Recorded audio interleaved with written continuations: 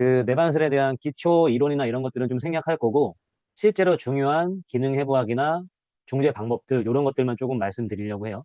자, 그래서 여기 휜다리가, 세 가지 유형의 휜다리가 나와 있는데, 두 가지는 오다리고, 한 가지는 X다리라고 하는 휜다리예요. 그래서 오다리를 우리가 내반슬이라고 이야기를 하고, X다리는 외반슬이라고 이야기를 합니다. 먼저 이 용어에 대한 정리가 필요하신 분들이 많을 거라고 생각을 해서 이야기를 드리면은, 이 그 표현을 할 때 골반이 이렇게 있고 신체 중심선이 이렇게 있잖아요. 그리고 고관절이 있을 거고 여기 슬관절이 있을 거고 족관절이 있다고 이야기를 해볼게요. 그러면 그 해당 관절의 해당 관절의 말단 뼈의 말단 부위가 고관절로 따지면은 대퇴골일 거고 슬관절로 따지면은 경골일 거고 발로 그냥 보시면 되고요. 이 해당 관절의 말단 부위가 신체 중심선으로 들어가게 되면 네, 반. 왜 반이라고 부릅니다. 여기에서 우리가 무릎 관절로 생각하면은 헷갈리지 않으실 거예요. 그래서 무릎 관절이 말단뼈가 이제 경골이잖아요. 경골의 말단 부위가 안으로 들어가면 내반슬, 바깥쪽으로 그 경골이 빠지면 외반슬 이렇게 부르는 겁니다. 자, 이 대퇴골이 그러면 안쪽으로 들어가게 되면 내반고, 대퇴골의 말단 부위가 신체 중심의 바깥쪽으로 나가게 되면 외반고라고 부르는 겁니다. 발은 뭐 많이들 아시겠지만 발의 말단 부위가 안으로 들어가게 되면 내반, 바깥쪽 외반 이렇게 부르죠. 여기서 또 한 가지 헷갈리시는 게 있을 건데 이런 반이라고 끝나는 용어는 흔히 이제 뭐 바라, 바라스, 벨거스, 발가 이런 식으로 부르는 용어를 내반, 외반 이렇게 부르는 거예요. 이거는 상태 용어입니다. 상태 용어. 근데 우리가 네 번, 외번 이렇게 부르는 거 있잖아요. 이것은 이제 움직임과 관련된 용어라고 정리를 해주시면 좋을 것 같습니다. 이런 게 혼재돼서 좀 많이 사용이 되는데 조금 혼란스러우신 분들이 계실까 봐 말씀을 드렸고 우리가 지금 그러면은 이 무릎을 가지고 이야기를 드리면 이 오다리가 왜 내반슬이 되느냐 무릎 관절의 아래에 있는 뼈가 신체 중심선으로 향하고 있으니까 내반슬 이렇게 부르는 거예요. 이거 다 이해되셨죠? 반대로 X다리는 이렇게 바깥쪽으로 나가니까 외반슬 이렇게 부르는 겁니다. 이게 무릎 자체가 들어가고 나가고를 얘기하는 게 아닌데 거기에서 헷갈려 하시는 분들이 많이 있으실 거예요. 무릎 자체가 모이고 벌어진 걸 가지고 얘기하는 게 아니라 그 관절의 아래에 있는 뼈가 안쪽을 향하냐 바깥쪽을 향하냐를 가지고 이야기를 하는 겁니다. 자, 그래서 이 핀다리라고 하는 거는 다양하게 나타나지만 흔히 뭐 오다리 그리고 X다리 그리고 여기 나와 있는 전반슬이라고 하는 백리 이런 것들을 흔히 많이 이야기들을 하시죠. 오늘 설명드리는 이 내반슬이라고 하는 거는 나이가 드신 분들이 흔히 나타나는 핀다리 유형 중에 하나고 가장 많이 있는 유형이기도 합니다. 자, 이 휜다리나 엑스다리가 성장 과정상에 나타나는 구간들이 있어요. 그래서 처음에 한 생후 1년 6개월 정도까지는 내반슬 상태가 나타나게 된다라고 하고요. 그리고 다리가 조금 커졌다가 한 3년 정도 됐을 때는 이제 외반슬 엑스다리 형태로 되었다가 그리고 다시 고등 상태가 됐다가 점차 6, 7세 정도가 지나게 되면 정상에 가까워진다라고 이야기를 합니다. 그런데 우리가 휜다리를 접근할 때 당연히 그 회원분들이랑 이야기를 하면서 경력 같은 걸 조사를 하시겠죠.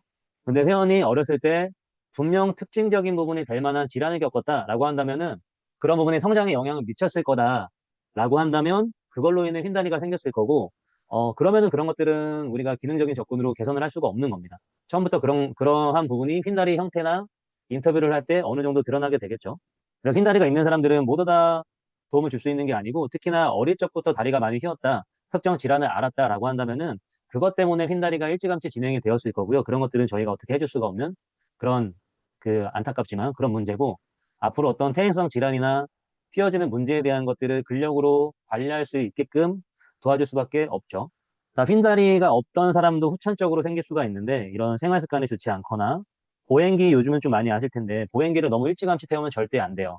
성장 과정상의 아이들이 발달하는 그런 기능들이 있는데 그런 기능이 충분히 학습되지 못하고 바로 보행기를 통해 세워버리게 되면 근육이 발달하지 못한 상태이기 때문에 이 서는 전략 자체가 없는데 서게 만들고 걷게 하시게 되면 내가 지금 신경계에 학습되어 있는 것들로 그걸 해결하려고 한단 말이죠. 그렇기 때문에 발달이 괴상하게 일어나 버리게 되고 그걸로 인해서도 여러 다른 문제들이나 휜다리가 생기게 될 수가 있습니다. 그리고 요거는 저도 이번에 강의 준비하면서 알았는데 오랜 시간 두꺼운 기저귀를 차는 것들도 종종 언급이 되는 문제로 나오더라고요. 그리고 요즘 아이들은 굉장히 선진화됐다고 표현을 해야 되나요? 이 현대 사회 특성 때문에 일찌감치 그 다양한 신체 활동을 못하죠, 아이들이. 그러다 보니까 그로 인해 발달이 충분히 되지 못해서 핀다리가 생기는 경우도 많이 있습니다. 자, 그래서 우리가 어릴 적 발달을 하는 과정을 거치고 그 과정을 거쳐서 일어나게 되고 일어나는 순간 전에도 그렇지만 일어나는 순간부터 또 여러 가지 타지에 스트레스들이 오게 되는데 이러한 상황에서 그 사람마다 다른 상황들을 겪게 되겠죠. 그래서 그 겪었던 상황들에 따라서 어떤 사람은 고든다리가 되고 어떤 사람은 휜다리가 되고 이런 상황이 생길 수가 있는데 그걸 이해하려고 한다면은 이 필수적인 두 가지 법칙을 이해를 하셔야 됩니다. 뼈 법칙이라고 하고 연부조직 법칙이라고도 이야기를 해요. 자, 뼈 법칙이라고 하는 건 이제 울프스 로우라고 하는데 뼈가 스트레스 라인을 따라서 발달하는 것을 이야기를 하는 거고요. 그리고 데이비스 법칙이라고 하는 거는 연부조직 법칙이라고 저는 표현을 하는데 마찬가지로 뼈처럼 연부 조직들이 스트레스 라인에 따라서 바뀌게 되는 것을 이야기를 합니다. 우리가 하고 있는 활동, 그리고 자세, 그리고 여러 가지 환경들이 이런 울프스, 데이비스 로우처럼 뼈나 연부 조직에 계속적으로 영향을 줄 거잖아요. 그렇기 때문에 우리가 하는 활동에 따라서 사람의 체형이나 뼈의 상태는 바뀌게 되거든요. 그래서 흰다리가 후천적으로 생겼다라고 한다면은 이게 왜 생기는지 이를 통해서 생각을 할 수 있어야 되고요. 이게 상담할 때 저는 이야기하시면 굉장히 좋다고 생각을 해요. 왜냐하면 이 이론 자체가 휜다리로 걱정을 하고 있는 분이다. 또는 휜다리로 걱정을 하지 않지만 이미 있고 관절이 아프다라고 했을 때 왜 지금 당장 운동을 시작해야 되는지 얘기를 하기가 굉장히 편하죠. 왜냐하면 그 휜다리나 이런 것들은 그동안 경험에 의해서 만들어진 거긴 하지만 중력이라는 게 계속 있잖아요, 중력. 그래서 휜다리는 진행성 병변이에요. 진행되는, 갖고 있으면 무조건 계속 심해지는 병변입니다. 뭐 그러한 것들은 굉장히 많지만요. 뭐 무제반증 같은 것들도 마찬가지고요. 그렇기 때문에 조금이라도 하루빨리 운동을 해서 그런 것들을 이겨낼 수 있는 기능을 갖추는 게 중요한 거예요. 왜냐하면 내버려 두면 계속 악화되기 때문이죠. 왜 악화되냐? 거기에 따라서 연부 조직이나 뼈들이 계속 바뀌게 될 거니까. 중력이 있으니까 중력의 영향으로 더 휘어지게 될 거니까. 그래서 이 법칙을 알고 있는 게 굉장히 중요하다고 생각을 하고요. 자, 그리고 오다리 강의의 오늘 일부 내용들을 전달을 해드리고 있는 건데 오다리가 있는 분들의 특성 중에 하나를 지금 말씀드리려고 하거든요. 근데 이런 오다리, 내반슬이 있는 분이 가장 많이 보이시는 보행 패턴 중에 하나가 걸을 때 체중 지지가 시작이 되면 무릎이 바깥쪽으로 확 밀려버리는 그런 현상이 생기게 됩니다. 저는 이렇게 뭐 특정 용어를 많이 쓰는 거를 좋아하지 않지만 이거를 이제 베러스 트러스트라고 이야기를 하고 무릎 관절이 신체 중심선 밖으로 확 밀리는 걸 얘기를 해요. 여기처럼. 자, 지금 보세요. 지금 이 내반슬을 가지고 있는 여성이에요. 무릎이 안쪽을 바라보고 있는 굉장히 전형적인 오다리 형태를 가지고 있습니다. 그리고 발은 붙어 있을 때 무릎이 떨어져 있는 정도가 한 10cm까지는 안 되는 것 같긴 한데 그래도 꽤 많이 떨어져 있죠. 그리고 발을 바깥으로 벌렸더니 오히려 무릎이 정면을 보고 있는 모습을 보여주고 계시는데 이것 자체가 무릎 관절 아래에서 경골이 바깥으로 돌아가 있는 것이다 라는 것을 알 수가 있죠. 그래서 발을 바르게 정렬시키면 대퇴골이 안으로 돌아가 버리는 그런 특성을 가지고 있습니다. 자, 지금 보시게 되면은 그 무릎 관절만 봤을 때 왼쪽 무릎이 오른쪽보다 조금 더 내측을 향하고 있어요. 내측을 향하고 있는데 이번에 보행 패턴을 오른쪽에 살펴보시게 되면 자, 지금 이 내반세를 갖고 있는 분들 또는 이제 기능적으로 굉장히 좀 안 좋은 분들이 많이 보이는 육각기, 다리가 떠서 앞으로 진행할 때 모습을 보시게 되면 이런 식으로 경골이 외회전돼서 발이 바깥쪽으로 돌아가는 보행 패턴을 굉장히 많이 보여요. 마치 채찍이 휘둘리는 것처럼 이 사람은 계속 어느 정도 팔자를 보이고 있긴 하지만 어떤 사람들은 발을 일렬로 놨다가 다시 팔자가 됐다가 일렬로 놨다가 이런 모습을 보이게 됩니다. 일렬로 노는 것 자체는 어떻게 보면 그 사람이 의식적으로 훈련을 해서 그렇게 일렬로 둘 수가 있고요. 그렇지만 이분의 정렬 상태는 내가 어떻게 컨트롤할 수가 없는 거기 때문에 발이 뜨게 되면 이미 돌아가 있는 경골 외회전 방향으로 발이 이렇게 뜨게 되는 거고 그렇게 진행을 하다가 마지막에만 다리를 일렬로 노는 분이 있고 이것처럼 약간 덜 그런 분이 있죠. 이렇게 경골이 외회전되어 있는 분이 발을 일렬로 두게 되면 무릎 관절이 잠김과 동시에 대퇴골이 내측으로 더 많이 확 휘어지게 될 겁니다. 왜냐하면 이 사람은 이미부터 무릎 관절을 기점으로 대퇴골과 경골이 서로 상반된 방향으로 많이 돌아간 타입이기 때문에 당연히 발이 바닥에 딱 닿는 순간 대퇴골이 안으로 팍 들어가 버리게 돼요. 그러한 이유는 뭐냐면 우리 슬관절의 형태 때문에 그런데 뒤에서 제가 그 이유를 설명해 드리도록 할 거고요. 그때 발이 이렇게 체중을 딛기 시작을 해서 이런 미드 스탠스, 얼리 미드 스탠스에 딱 진입을 하게 되면 초기, 중기 체중 지지, 입각기에 들어가게 되면 자기가 뼈 잠갔을 때 이 모습처럼 모습이 나오게 되고, 근데 거기에서 하중이 더 많이 있는 상태다 보니까 더 심한 틀어진 방향에 더 가중된 모습을 보이게 됩니다. 이때 경골이 바깥쪽으로 밀리게 되는데 그걸 베러스 트러스트라고 이야기를 하는 거예요. 자, 근데 이 베러스 트러스트가 있을 때 어떻게 해야 되는지, 우리가 무엇을 해야 되는지 굉장히 중요하거든요. 왜냐하면 이게 내반스를 갖고 있는 분들이 기능적으로 굉장히 악화되는 요인이기 때문에 이걸 중재해 주는 게 굉장히 중요해요. 근데 굉장히 중요한데 저는 제가 말씀드리려고 하는 내용으로 말을 하는 사람은 단 한 번도 본 적이 없습니다. 제가 힌트만 드리면 절대 발로만은 아니에요.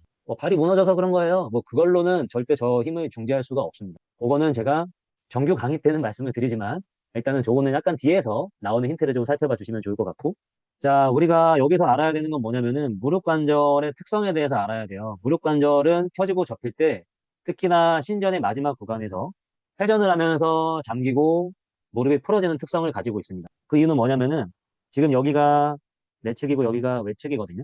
그런데 무릎 관절이 이 허벅지뼈의 관절면 자체가 경골의 관절면도 마찬가지긴 하지만 내측이 더 넓고 길어요. 이 사진에서는 그렇게 좀 덜 보이긴 하지만 선생님들 여기 지금 이게 허벅지인데요. 이모. 근데 여기 아래에서 경골이 쭉 펴진다고 해볼게요. 그러면 이 관절면의 형태에 따라서 뼈가 딱 달라붙을 거 아니에요. 그런데 무릎이 이렇게 평평하게 올바르게 생겨 먹지 않았어요. 선생님들 족발 드시면 족발의 형태가 굉장히 구의 형태처럼 다르지 않잖아요. 그래서 피게 되면 그 형태에 따라서 돌아가게 되는데 만약에 다르다라고 한다면 경골이 그냥 딱 이렇게 곧게 위로 올라가겠지만 내측이 제가 더 길다고 했죠. 과하게 표현하면 이렇게. 그럼 펴질 때 얘가 올라가다가 이렇게 돌아가게 될 거예요. 그러겠죠? 그래서 무릎 관절의 형태 때문에 무릎을 딱 피게 되면 경골이 마지막 구간에서 외회전이 일어나게 됩니다. 이런 식으로요. 무릎 관절의 중앙과 경골이 일직선으로 있는데 신전을 제대로 하게 되면 이렇게 경골이 외회전 되잖아요. 이게 아까 그런 이제 그 슬관절 사이에 있는 허벅지와 경골의 그 상단 그리고 아래 부분의 모양 자체에 영향을 받아서 이런 식으로 마지막에 비틀리면서 잠기게 되는 겁니다. 반대로 발이 고정돼 있을 때는 경골이 바깥쪽 회전을 하면서 신전의 마지막을 할 수가 없기 때문에 이런 식으로 허벅지가 안쪽으로 돌아가게 되고요. 선생님들 이런 나사잠견 기전을 이용하기 위해서 스쿼트 같은 거 할 때 무릎을 바깥쪽으로 벌리라고 하거나 또는 왜냐면은 처음부터 그 무릎이 딱 접힐 때 경골은 내외전이 필요하고요. 무릎이 딱 펴져 있던 게 접히기 시작할 때 이 외회전돼 있던 게 원래 상태로 돌아와야 되니까 또 접힐 거예요. 근데 그때는 경골의 내외전이 필요하고 그리고 이제 그 경골이 고정되어 있는 상황에서는 경골이 아니라 허벅지를 외회전하게 되면 경골은 내외전 된 거잖아요. 그래서 여러 가지 이런 나사잠긴 기전을 이용해서 큐잉들이 굉장히 많이 들어가게 됩니다. 선생님들이 뭐 런지 패턴 같은 거 할 때도 뭐 무릎이 그냥 일직선이 중요하다 이게 중요한 게 아니라 어떻게 보면은 그 무릎 관절의 특성 때문에도 거기에 맞는 큐잉들이 들어갈 수가 있는데요. 근데 구조적으로 제한이 있는 걸 따로 케어하지 않고 단순히 그냥 무릎 관절이 일렬로 돼야 된다라는 생각 때문에 벌리라고 하거나 열라고 했을 때 오히려 무릎이 아픈 분들 많이 보시지 않으셨나요? 무릎을 이렇게 벌리세요라고 하면 오히려 아프고 그냥 휘어진 대로 두게 하면 안 아픈 분들 있잖아요. 그거는 사실은 무릎 관절의 특성이 맞게 선생님들이 지도를 한 거지만 그 사람의 관절의 형태가 이미 너무 많이 틀어진 위치를 하고 있기 때문에 그걸 수용하지 못하는 거예요. 또 어떤 분들은 때로 너무 과한 무릎의 관절면을 이탈하게 하는 외회전을 너무 과도하게 요구해서 무릎이 아픈 분들도 굉장히 많습니다. 스쿼트를 할 때. 참고적으로만 말씀을 드렸고. 자, 그래서 이러한 무릎의 특성 때문에 오픈 체인, 아까 본 것처럼 이런 레그 익스텐션 같은 운동할 때처럼 다리를 펴게 되면 경골이 대퇴골에 대해서, 고정된 대퇴골에 대해서 경골이 마지막 10도의 외회전을 하게 되고, 10도 정도의 외회전을 하게 되고, 그리고 크루즈 체인에서는 대퇴골이 경골에 대해서 내회전을 하는 움직임 특징을 보이게 됩니다. 자, 이러한 이유는 안정성을 증가시키기 위해서 그렇다라고 이야기를 하고요. 자, 보자. 그래서 그런 문제가 있는 분들의 보행 영상을 한 가지 보도록 할게요. And then turn around and walk away from me. And then turn around 이렇게 밀려버리는 거예요. and walk away from me. 그리고 이런 보행을 하는 사람이 양측 다 이러면 한쪽이 보통 심하거나 한쪽만 심한 분들이 굉장히 많고, 굉장히 머리가 한쪽으로 이렇게 많이 흔들립니다. 이렇게. 몸이 좌우에 이동이 굉장히 커요. 마찬가지로 왼발을 보시면 되겠습니다. 이분 어느 무릎이 아프시게요? 왼쪽 무릎이 아프세요? And then turn around.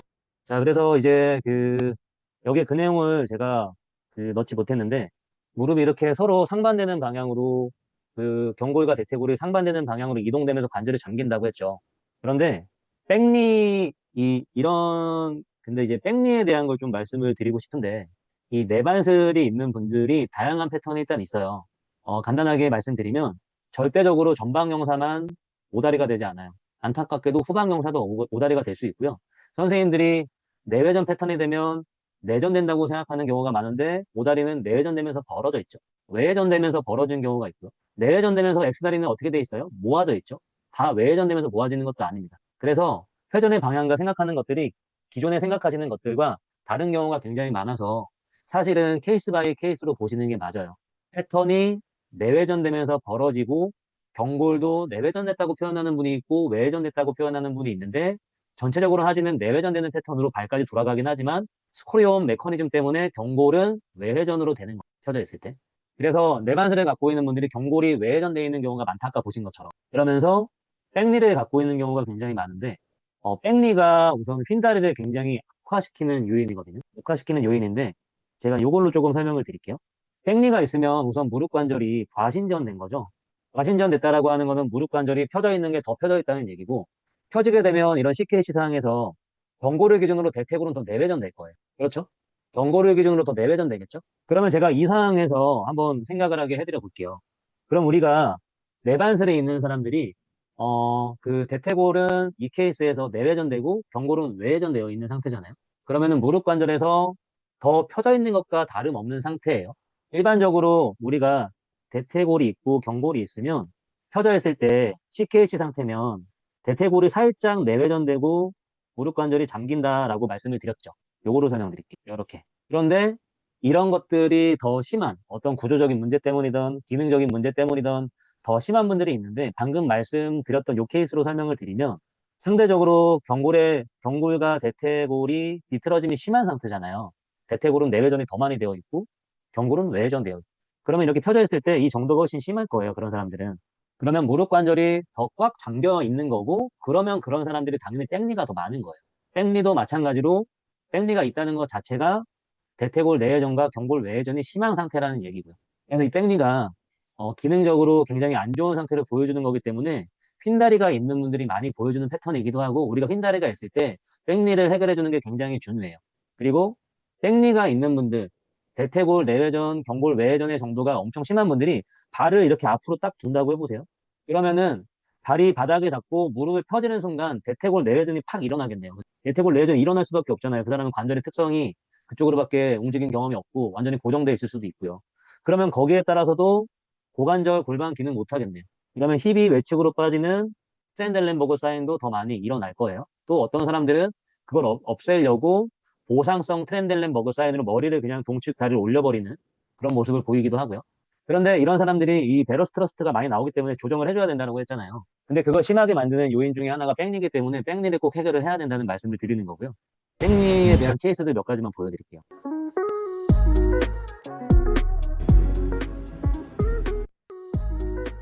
이건 X다리 케이스인데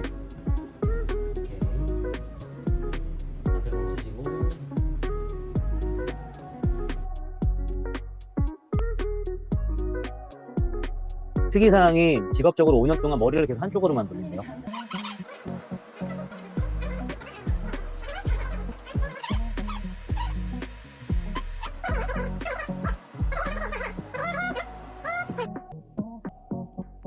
머리 많이 좋아졌죠? 뭐 무릎 구부리려고 하는 거 아닙니다. 다리랑 무릎에 있는 부분이 굉장히 좋아져 보이죠?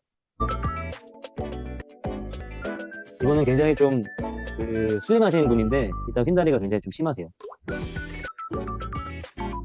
그리고 이런 거 할 때 지금 뭐 하는 것들이 이렇게 힘드세요 이렇게 하고 하는 거 아닙니다.